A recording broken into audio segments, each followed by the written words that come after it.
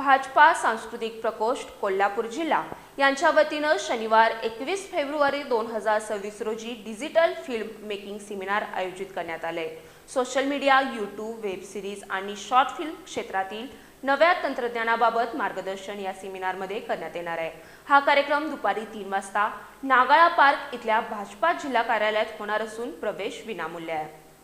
भारतीय जनता पार्टीच्या सांस्कृतिक प्रकोष्ठ कोल्हापूर जिल्हा यांच्या वतीनं डिजिटल फिल्म मेकिंग सेमिनारचं आयोजन करण्यात आलंय।